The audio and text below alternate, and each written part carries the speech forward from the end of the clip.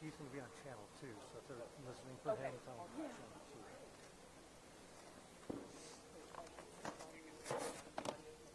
2. Yeah.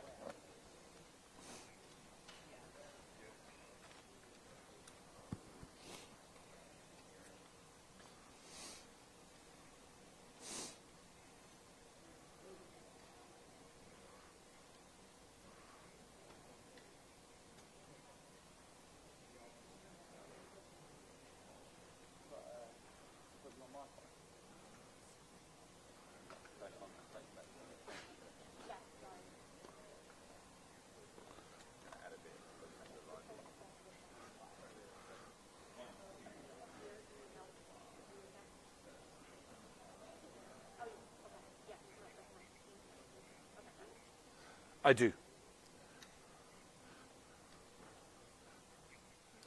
1, 2, 3, 4, 5, 6, 7, 8, 9, 10. 1, 2, 3, 1, 2, 3. 1, 2, 3.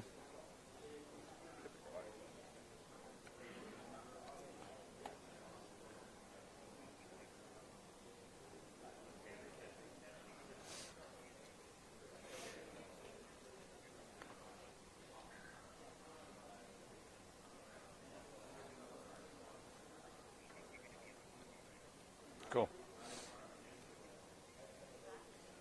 They're coming to you at the top. They're coming to you at the top. We're in the mix now.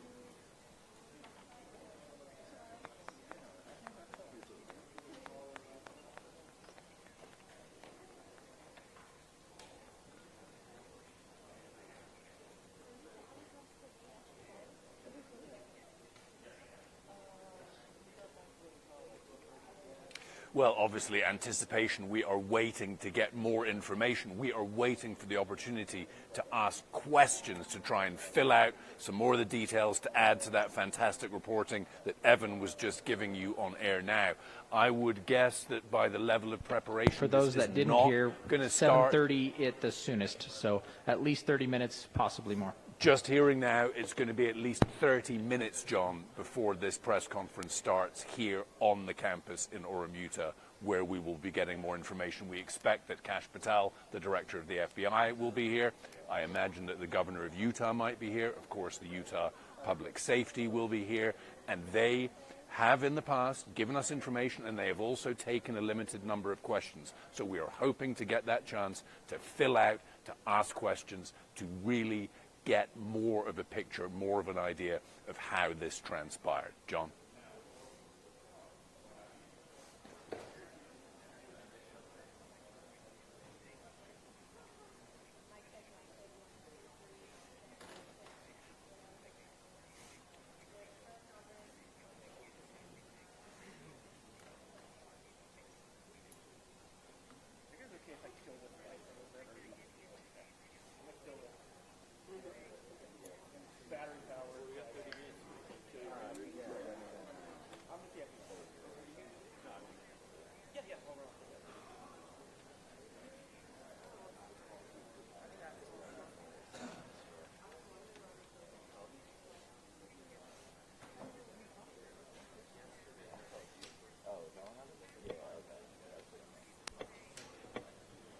Mic check, 1, 2, 3. 1, 2, 3, 4, 5, 6, 7, 8, 9, 10. 1, 2, 3, 4, 5, 6, 7, 8, 9, 10. 1, 2, 3, 4, 5, 6, 7, 8, 9, 10. Mic check, 1, 2, 3. 4, 5, 6, 7, 8, 9, 10. Good with that? 1, 2, 3, 4, 5, 6, 7, 8, 9, 10. 1, 2, 3, 4, 5, 6, 7, 8, 9, 10. Everybody good? Keep going. 1, 2, 3, 4, 5, 6, 7, 8, 9, 10. 1, 2, 3, 4.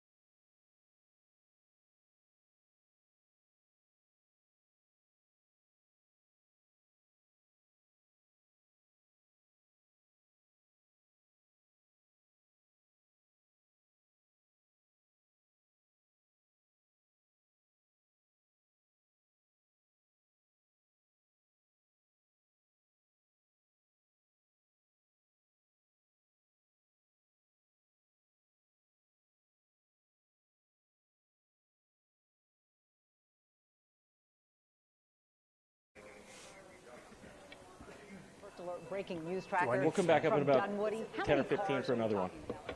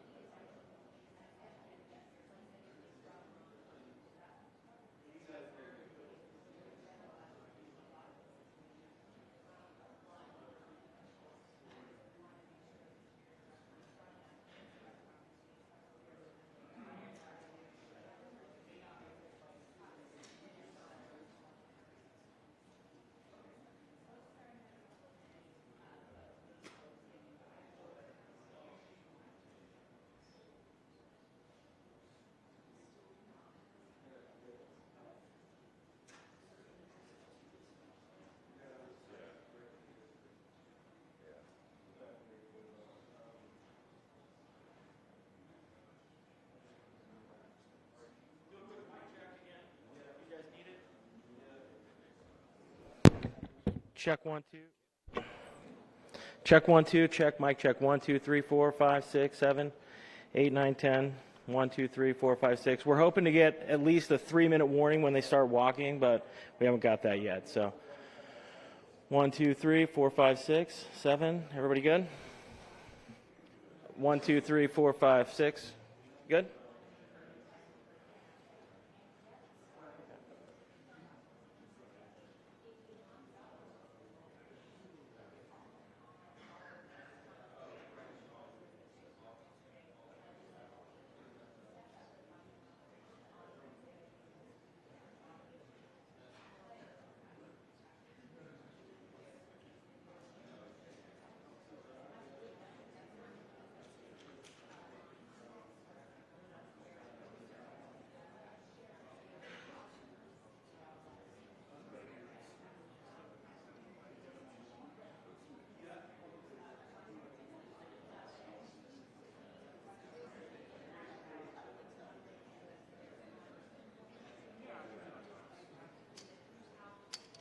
You're right.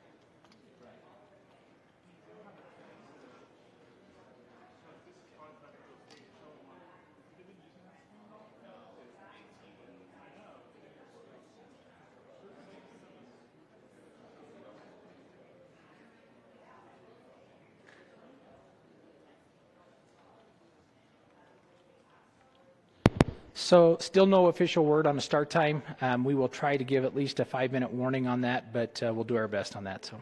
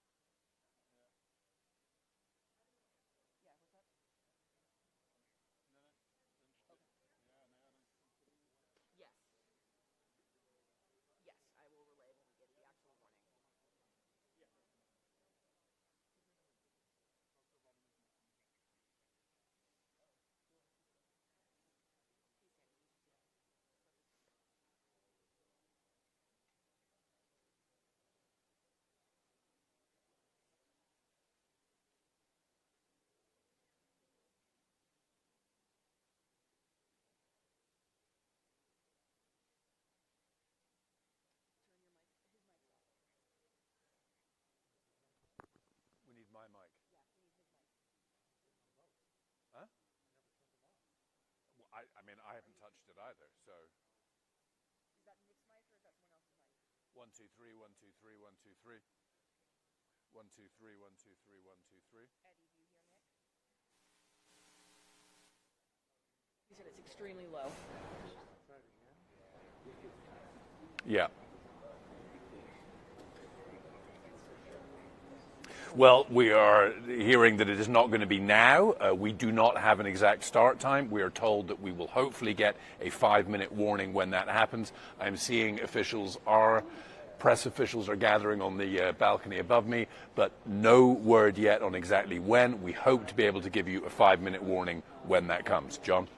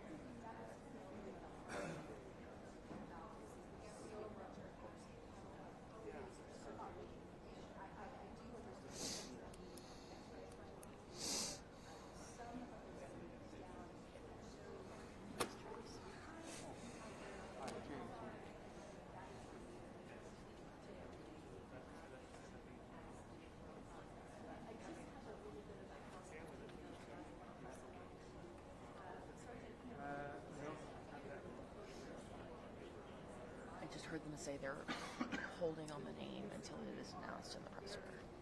Gotcha. Regardless, see a couple people are already reporting it.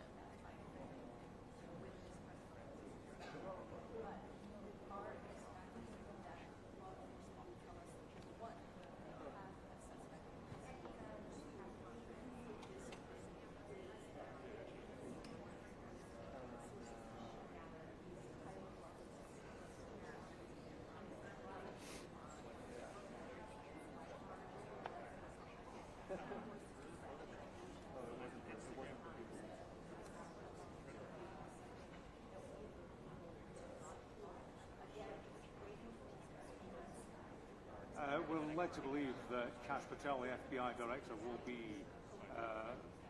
front and center of it, but there will be other players. Clearly, I do. This is, an arrest executed by Utah state authorities. They have been represented throughout these occasions. I think we'll see a lineup of all the agencies.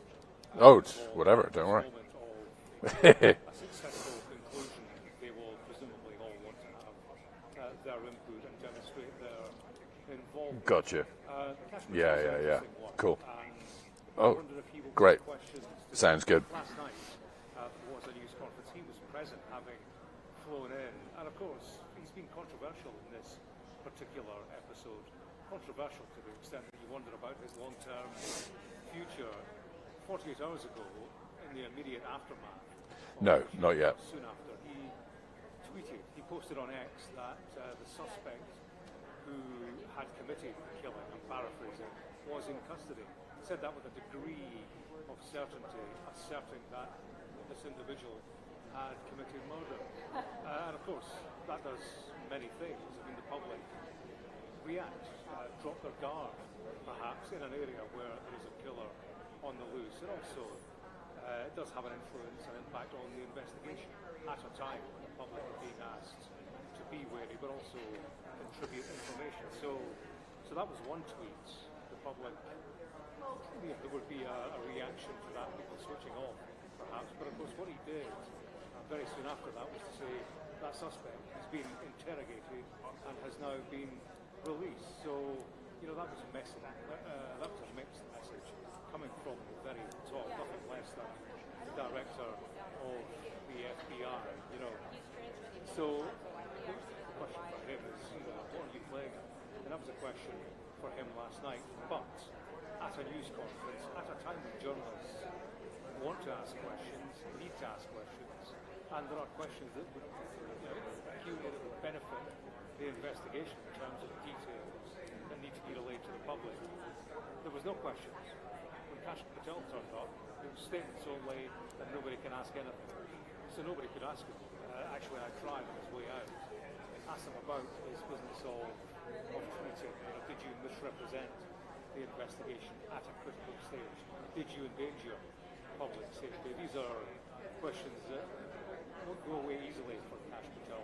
There's a statement, interestingly, or a White House official was asked about President Trump's view of Kash Patel and his handling of this Charlie Kirk affair. I'll read you the quote. This is from a White House official.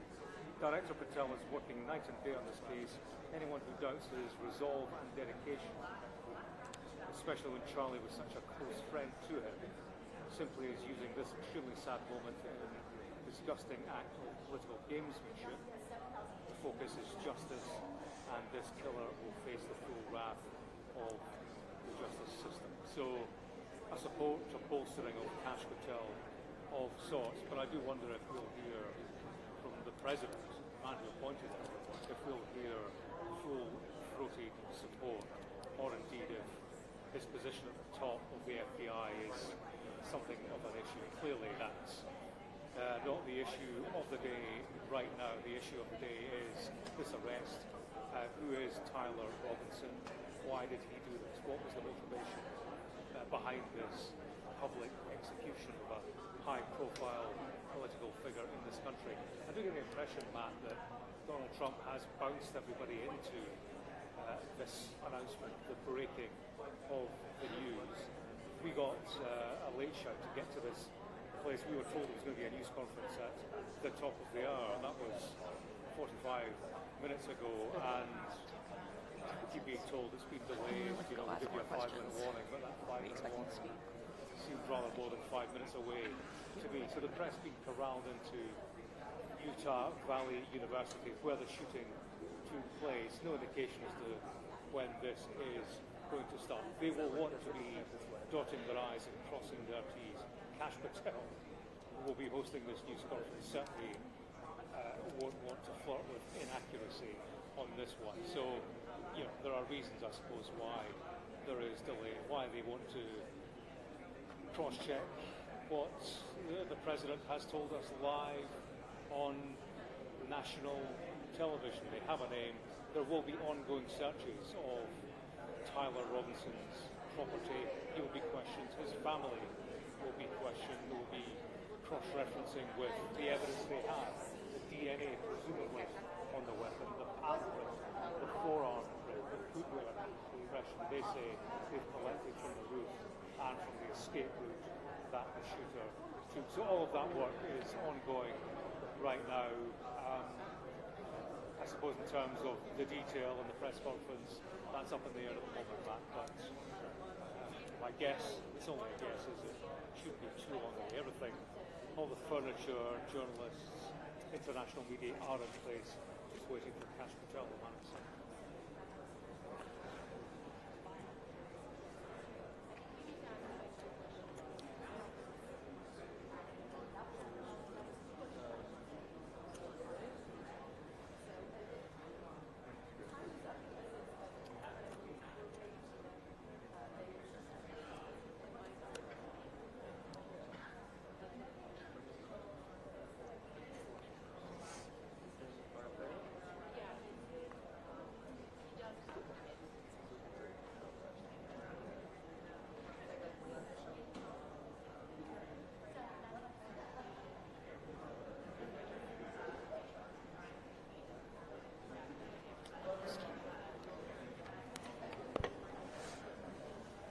Check 1 2, mic check 1 2 3 4 5 6 7 8 9 10. Mic 1 2 3 4 5 6 7 8 9 10. Check 1 2 1 2 3 4. Gun ownership is so widespread here.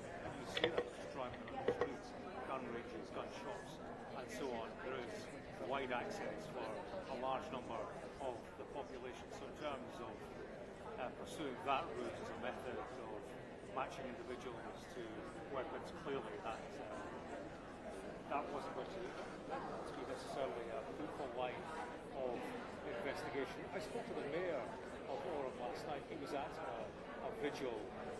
Clearly people had other things on their mind, principally grief and a sense of bereavement for in response to what had happened. But I did ask him, I said, you know, clearly this yet again raises the business and the issue of guns, what people do with guns when they possess them. And his answer He said he couldn't confirm who was going to speaking because it changes literally up to the minute they actually start, but that they expect the same group who was here last night to be here today. Governor was here last night, yeah. Yep. And, you know, there will be horrific consequences now and again, but something that we have to accept. That was Charlie Kirk's line throughout, and he's on record as having said, you know, there will be fatalities. I'm paraphrasing. There will be, you know, fatalities, one or two, but that's a price that we have to pay for gun ownership, which is the right thing for the United States of America. That was his view.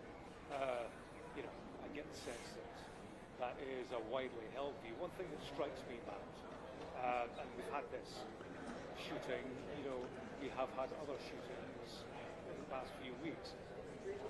When they take place, there is an absence of debate, I find, across the media about access to guns. It's almost not part of the discussion any longer. It is for us. You know, we have a fascination with this business of regular incidences of gun violence, and yet America turns its head when the notion is suggesting that you know, there should be a restriction of access. It's almost not part of the discussion, I find, in response to events like this. It's almost as if the United States has moved on from that ever being a notion that it will embrace.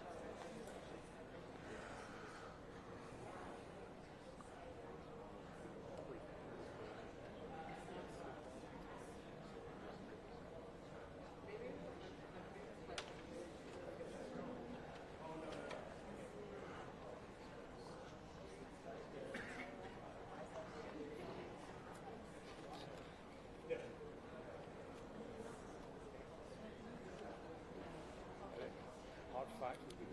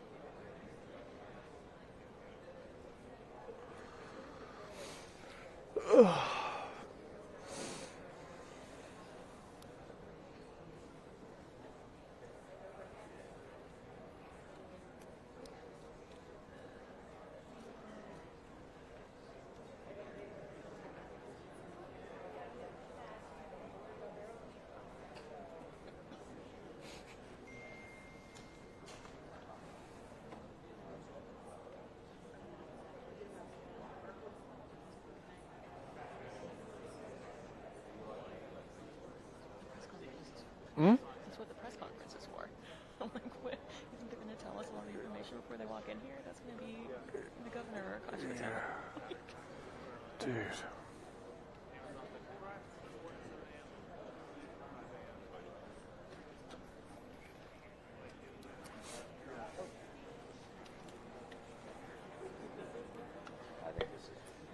Hello, hello, testing, testing. Hi, everyone. We are 4 minutes out from starting the press conference. Thank you.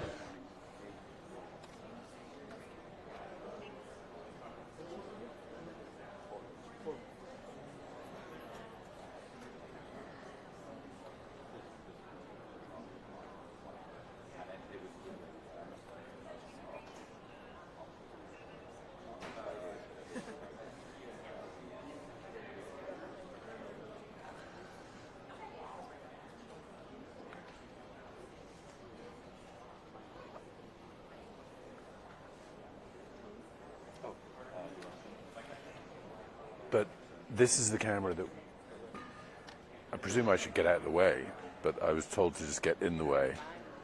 Hey, Eddie, are you planning on still taking Nick?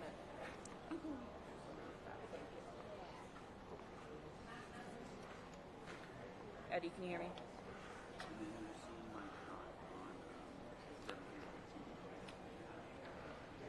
Hey, anybody in the control room? They just asked me to get in the shot, so I'm Okay. here. But I don't know which camera they're taking for the actual, because they were having issues with the fill. I would think that there's one. Yeah. This one, but I can hear them. I know I'm still connected. They're just not. I'll stand here until I'm told to get out of the way.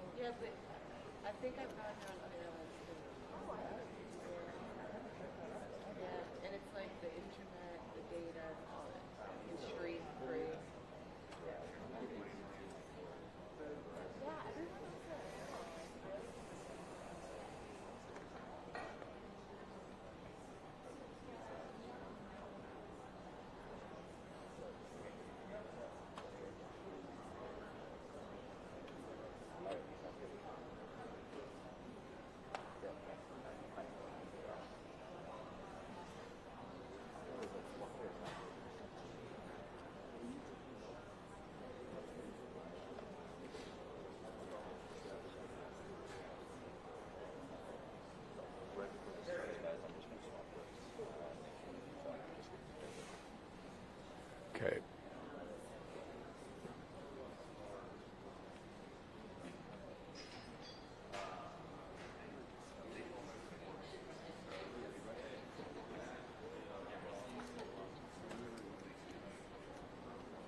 Yeah. Gotcha.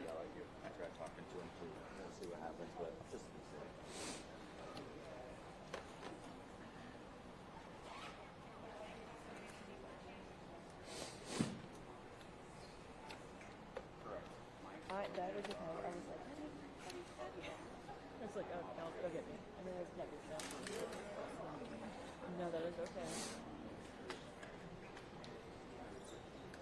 Okay. She's telling him now. They want me to sit? I was just told they were going to come to me. They will tell you when. So I should sit? No. Keeping it, yep.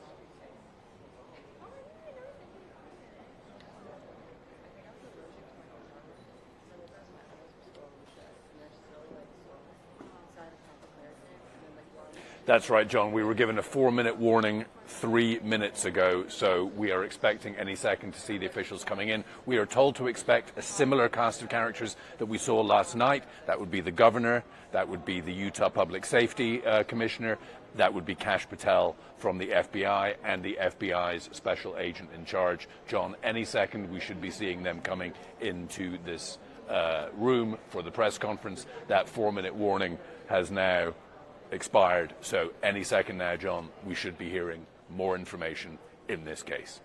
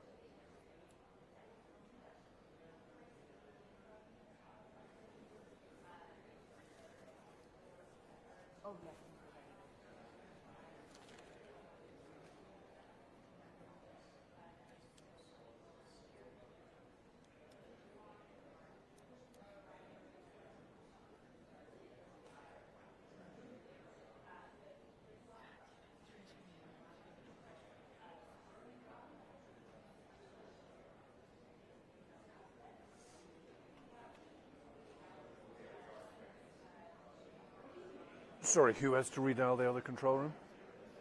They were going to transfer me, but they transferred me to a non-working number. So, no me. Okay, but I'm just staying in the same IFB, right?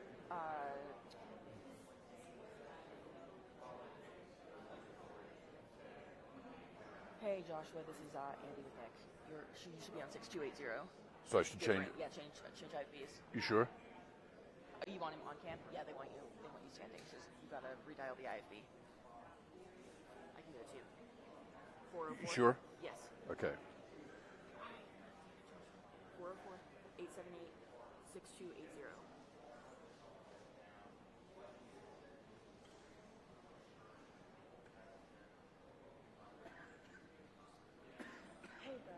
Okay. There's the press. PIO's coming in.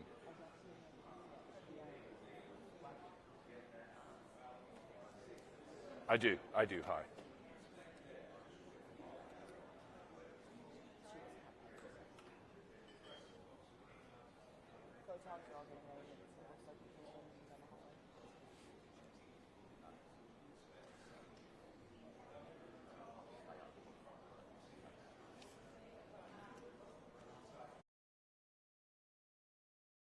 Hand corner of your screen. It's Right zooming there. in right now where they believe that is the suspect that jumped off of that roof.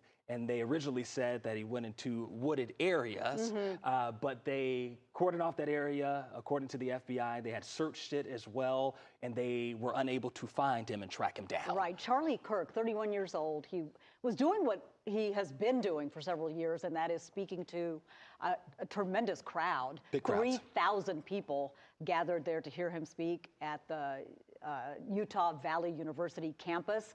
And authorities believe the suspected shooter actually was on top of that building and shot one single shot, apparently a very good shot, from the top of that building, which struck Charlie Kirk in the neck. He was, of course, transported to the hospital where he did pass away. And we have also since learned his body was taken by Air Force Two to Arizona. He does leave behind a wife and 2 children. Vice President J.D. Vance is a close friend of Charlie Kirk's. Charlie Kirk also an ally of President Donald Trump. And J.D. Vance apparently was on the plane with his body and went with the body to Arizona. These, again, are images of the suspected shooter. Yesterday, authorities said that they thought that he was a college-age student who blended very well with all those college students that were gathered there for this event. And of course, it is important to note that with Charlie Kirk, his remains being transported back to home, it is quite unusual for, just anybody to be transported through On Air Force Two. Correct. At today's press conference, we will hear from Governor Cox, FBI Director Kash Patel, and Sheriff Mike Smith. We also have with us Utah DPS Commissioner Bo Mason, Lieutenant Governor Deidre Henderson, FBI Special Agent in Charge Robert Bowles, and local and federal law enforcement partners. Following the remarks today, Governor Cox, Director Patel, and Commissioner Mason will take questions. Thank you.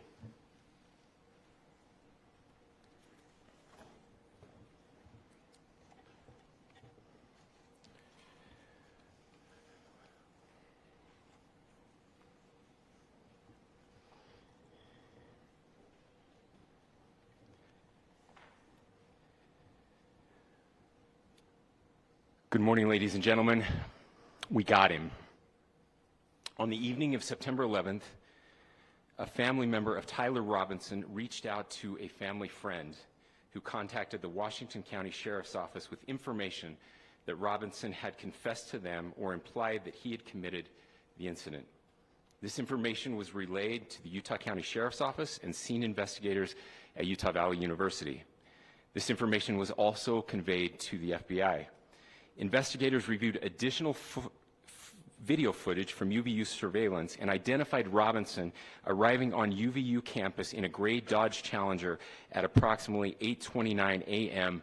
on September 10th, in which he is observed on video in a plain maroon t-shirt, light-colored shorts, a black hat with a white logo, and light-colored shoes.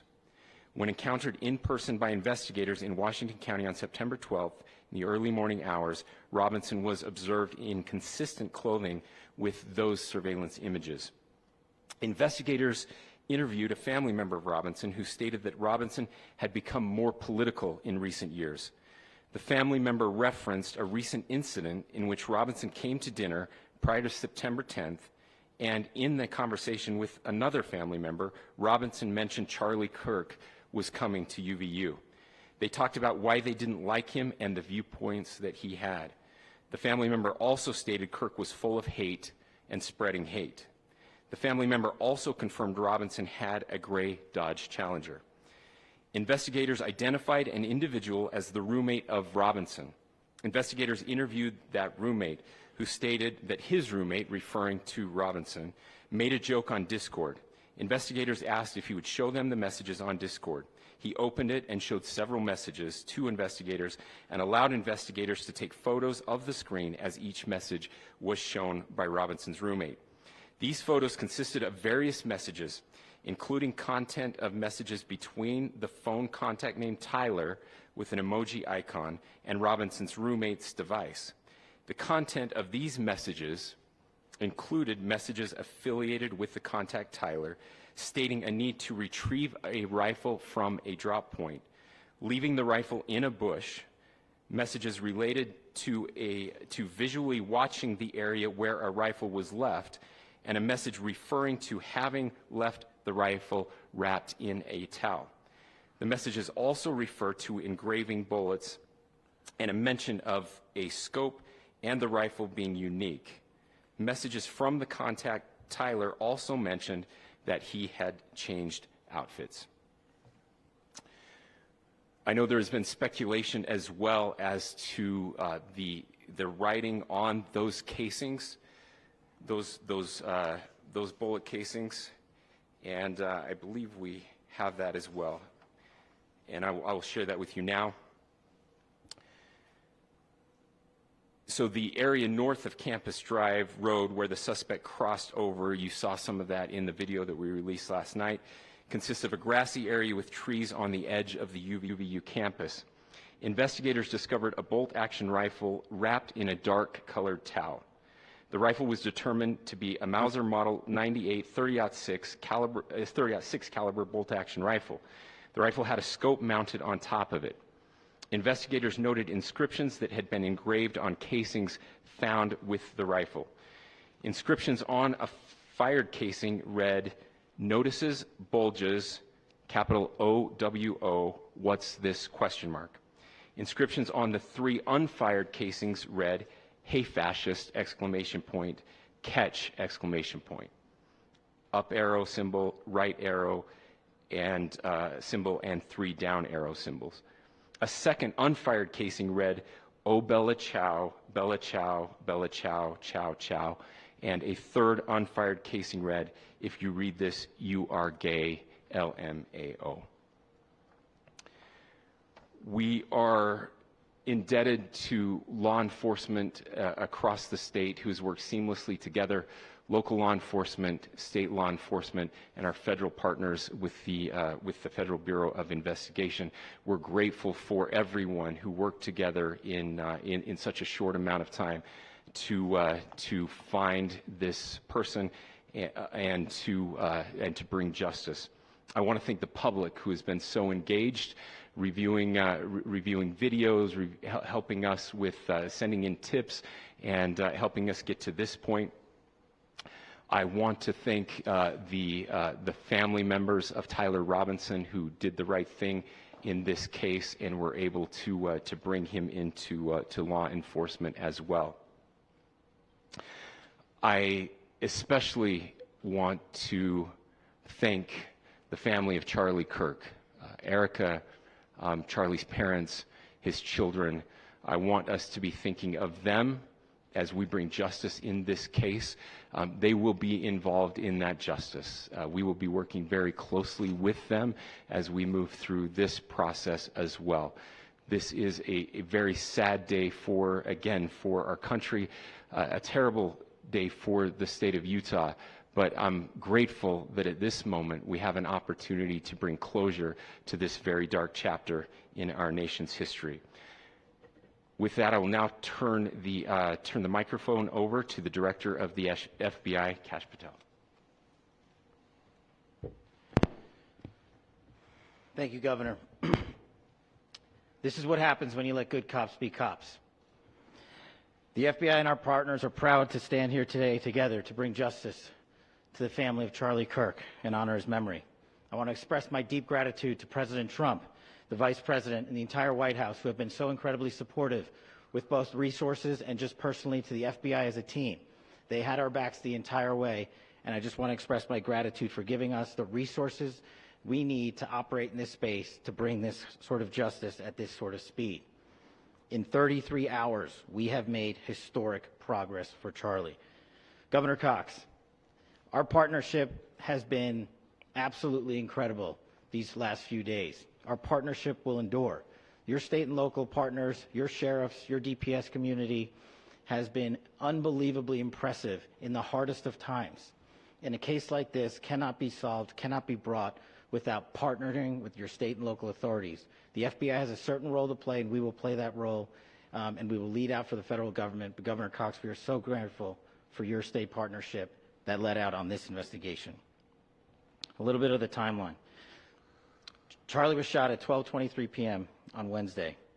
The first FBI agents arrived on scene in 16 minutes with chiefs of police at 12:39 and secured the scene. The FBI immediately launched fixed-wing assets. We utilized these assets to transport personnel, specialty technicians, hostage rescue teams. We also utilized these assets to go back and forth from the East Coast and here in Utah to transport forensic evidence and other evidence that will be analyzed and is being analyzed at our FBI laboratories in Quantico and other laboratories, including the ATF. At my direction, the FBI released the first set of FBI photos of the suspect at 10 a.m. local time on 9/11. Then, shortly thereafter, the FBI reward of $100,000 was released at 10:45 a.m. local. Myself and Deputy Director Bongino arrived on the scene at approximately 5:30 p.m. on 9/11. The governor led a press conference last night at approximately 8 p.m., where at my direction, the FBI released a never-before-seen video of the suspect. We also released new images to the public of the suspect.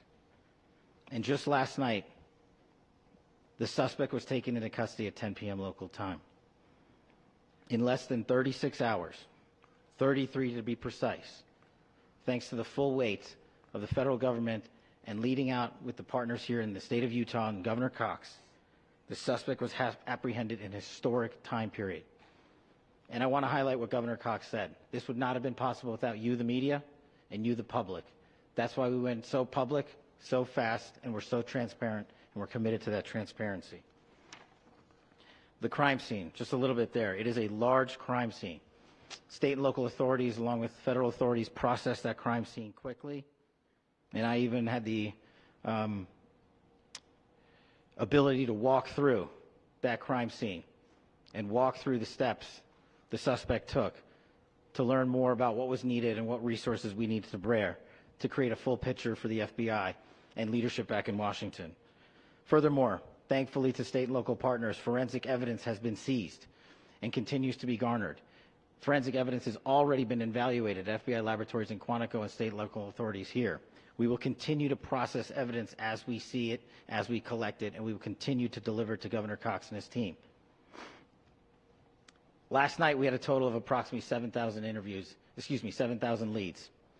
As of this morning, thanks to your great work, we have over 11,000 leads that were called in to the FBI. And we are running out every single lead that we can.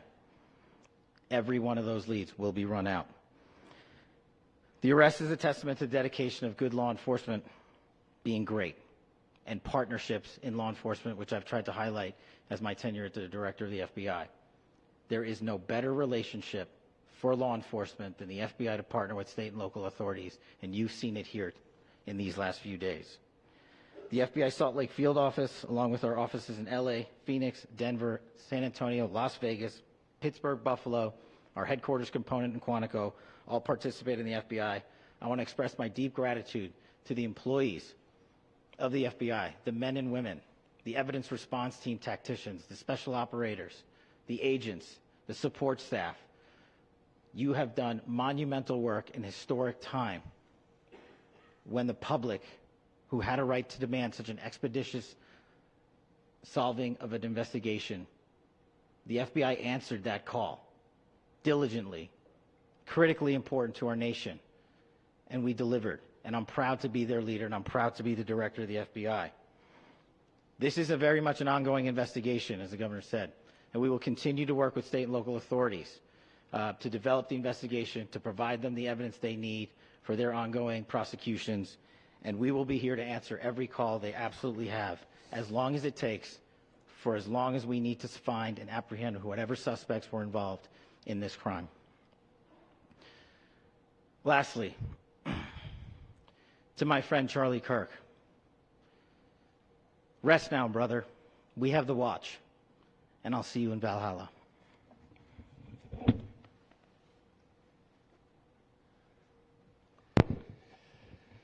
Thank you, and good morning. I would just like to take a few minutes as the sheriff to express my gratitude for everybody who has played a part in this investigation. As you know, it's been a vast, a complicated, and a very, very fast-paced investigation. You're looking at people standing up here who are running on, if they got an hour's sleep in the last couple of days, they're probably lucky. It has been very taxing. It has been so impressive, speaking on behalf of the local law enforcement, to see the cooperation that we've seen in this type of case. Across the state, sheriffs, chiefs, our state partners have stepped up and have come to the call on anything that we needed. Our county chiefs have been phenomenal. Our Utah County Attorney, Jeff Gray, who's standing up here with us, has been phenomenal in leading us through this investigation.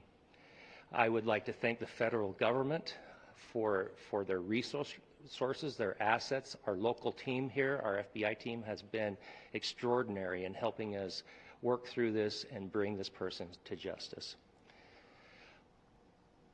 Most of all, I would like to thank the public, and specifically, I would like to thank the public who turned to prayers and who turned to positiveness for us.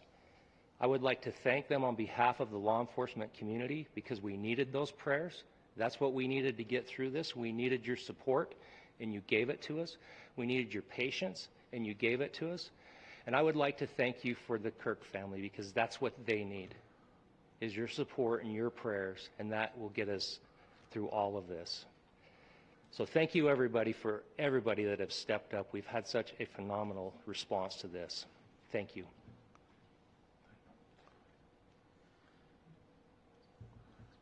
I also want to give a special thanks to the Attorney General and the Department of Justice. Their unwavering support and their commitment to justice is shown true here. And without AG Bondi and Deputy Attorney General Todd Blanche and the resources they brought to bear, we would not have been able to complete our mission. And I just want to say special thanks. It's an honor to be a part of the Department of Justice. Thank you again to our incredible law enforcement team who has worked so hard. Sheriff, I got a solid 90 minutes last night, so I'm probably the most well-rested person up here. Ladies and gentlemen, I get the microphone, so I hope you'll permit me a moment just to share a few more thoughts about where we are and how we got here, and maybe a little bit of where we go from here. I don't want to get too preachy, but I think it's important that we, with eyes wide open, understand what's happening in our country today.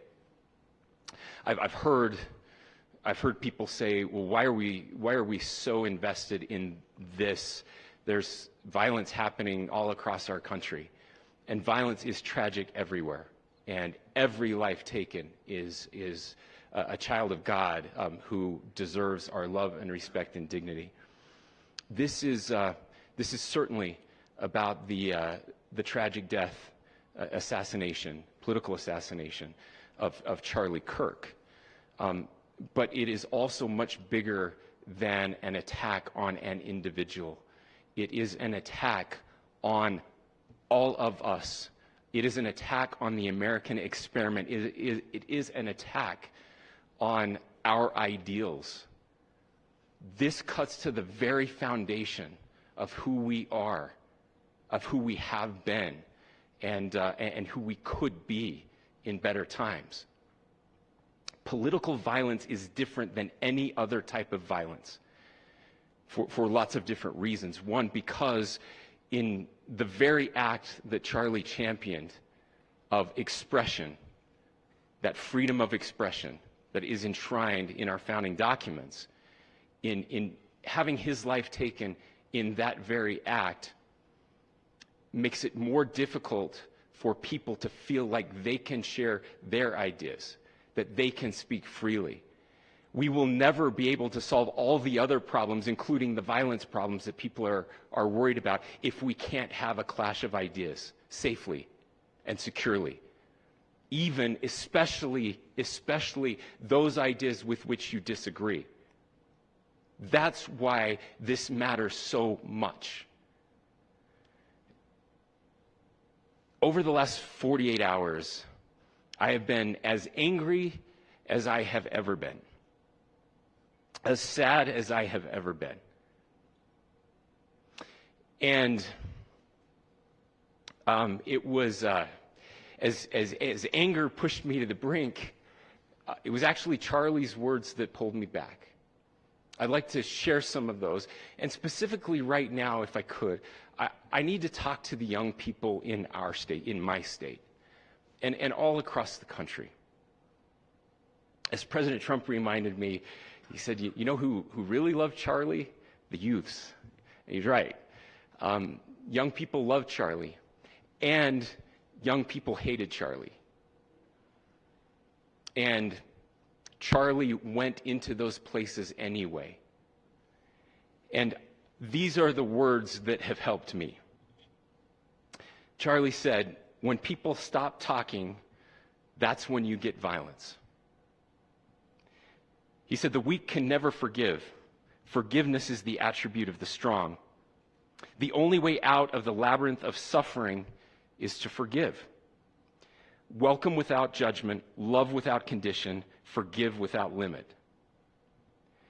He said, always forgive your enemies. Nothing annoys them so much. A few months ago, I referenced this last night, Charlie posted to social media, when things are moving very fast and people are losing their minds, it's important to stay grounded. Turn off your phone, read scripture, spend time with friends, and remember, internet fury is not real life. It's going to be okay. He again said, when you stop having a human connection with someone you disagree with, it becomes a lot easier to commit violence. He said, what we as a culture have to get back to is being able to have a reasonable agreement, where violence is not an option. Now, again, to my young friends out there, you are inheriting a country where politics feels like rage. It feels like rage is the only option. But through those words, we have a reminder that we can choose a different path. Your generation has an opportunity to build a culture that is very different than what we are suffering through right now. Not by pretending differences don't matter, but by embracing our differences and having those hard conversations. I think we need more moral clarity right now. I hear all the time that words are violence. Words are not violence. Violence is violence. And there is one person responsible for what happened here. And that person is now in custody and will be charged soon and will be held accountable. And yet, all of us have an opportunity right now to do something different. I want to thank my fellow Utahns. This bad stuff happens. For 33 hours, I was praying that if this had to happen here, that it wouldn't be one of us, that somebody drove from another state, somebody came from another country. Sadly, that prayer was not answered the way I had hoped for, just because I thought it would make it easier on us if we could just say, hey, we don't do that here. And indeed, Utah is a special place. We lead the nation in charitable giving. We lead the nation in service every year. But it did happen here. And it was one of us. But I want you to look at how Utahns reacted the last 2 nights. There was no rioting. There was no looting. There were no cars set on fire. There was no violence. There were vigils and prayers and people coming together to share their humanity. And that, ladies and gentlemen, I believe is the answer to this. We can return violence with violence. We can return hate with hate. And that's the problem with political violence, is it metastasizes. Because we can always point the finger at the other side. And at some point, we have to find an off-ramp, or it's going to get much, much worse. But see, these are choices that we can make. History will dictate if this is a turning point for our country. But every single one of us gets to choose right now if this is a turning point for us. We get to make decisions. We have our agency. And I desperately call on every American, Republican, Democrat, liberal, progressive, conservative, MAGA, all of us to please, please, please follow what Charlie taught me. I'll just conclude with words I share often from a friend and author, Yuval Levin, who was asked if he was optimistic about our country. And he said, I'm not optimistic. He said, I hate optimism. God, that sounds bad. But he said, optimism is a vice. It's this idea that good things are just going to happen. And he said, in the history of the world, good things have never just happened. He says, I'm not optimistic, but I am hopeful. And hope is the virtue that sits between the vices of optimism and pessimism. Hope is the idea that good things are going to happen because we can make them so. I still believe in our country. And I know Charlie Kirk believed in our country. I still believe that there is more good among us than evil. And I still believe that we can change the course of history. I'm hopeful because Americans can make it so. Ladies and gentlemen, we're happy to answer any questions you might have. Can you speak to whether the suspect is speaking with authorities and his demeanor, Tyler Robinson, when he turned himself in? I cannot speak to that.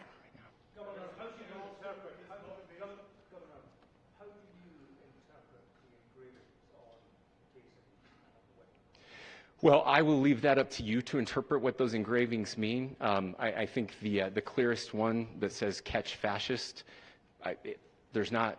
And by the way, that's like catch like a ball, catch this. That's I think that speaks for itself.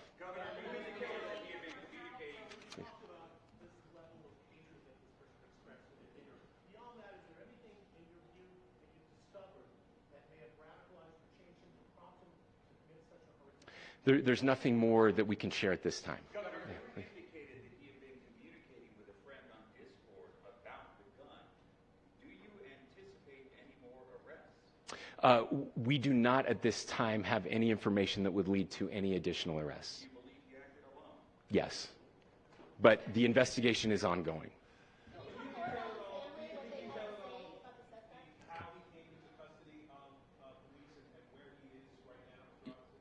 Yes. So right now, Mr. Robinson has been booked into the Utah County Jail.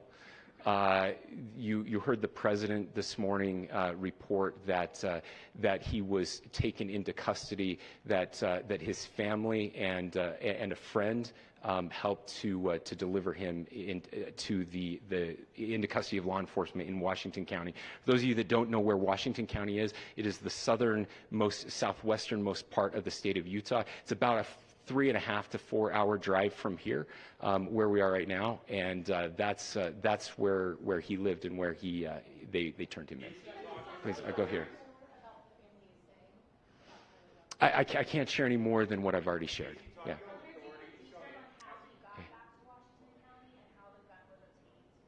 So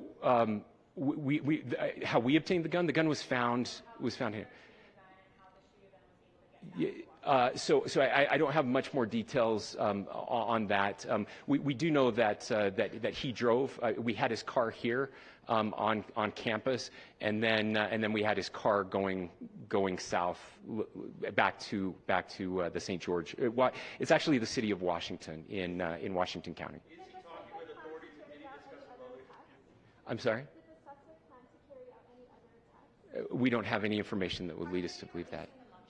Yes, in fact, it was just released. Yes.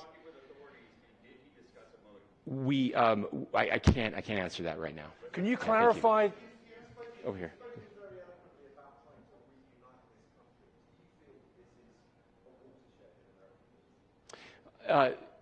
I absolutely believe that this is a watershed in American history. Yes. The question is, what kind of watershed? And that chapter remains to be written. Is this the end of a dark chapter in our history, or the beginning of a darker chapter in our history? Look, I mean, if you look at true political assassinations in this country of someone of this stature, this feels a lot like the late 60s, and having one so gruesomely displayed on camera in all of our hands and in all of our pockets. We are not wired as human beings biologically, historically. We have not evolved in a way that we are capable of processing those types of violent imagery. And by the way, we've seen another one with a gruesome stabbing very recently that went viral. This is not good for us. It is not good to consume. Social media is a cancer on our society right now. And I would encourage people to log off, turn off, touch grass, hug a family member, go out and do good in your community. That is happening, and it's happening organically right now. I had a friend in a small city in Utah who said, we're getting together, the Republicans and Democrats in my little town are getting together to have a discussion tonight, last night, just to find a way to find their better angels. So yes, this could be, I mean, again, you have to go back to JFK to have seen a video live of something like this happening. I wasn't born until 1975, but I know that things were really dark in the late 60s. Sorry to some of you. I know some of you were there. But this is our moment. Do we escalate, or do we find an off-ramp? And again, it's a choice. It's a choice, and every one of us gets to make that choice. Two more questions right here. Could we clarify that the release of those enhanced images at 8 p.m., the timeline that Director Patel gave us, led to the arrest at 10 p.m.? Is there a direct connection between those two events? I cannot comment if there is a direct connection or not, but all I can say is that that through some process, the family came to know that this had happened. One more thing, Governor. Could you just clarify the clothing issue you mentioned earlier? Was he changing outfits? Could Correct. you just clarify this? Yes. So when he's first spotted on campus, he has different clothing on, and then he changes clothing on the roof, and then changed back into that clothing at some point, so that when he was apprehended, when he was arrested, the clothing matched the clothing he had on before the shooting here at UVU. Last question here. Yes.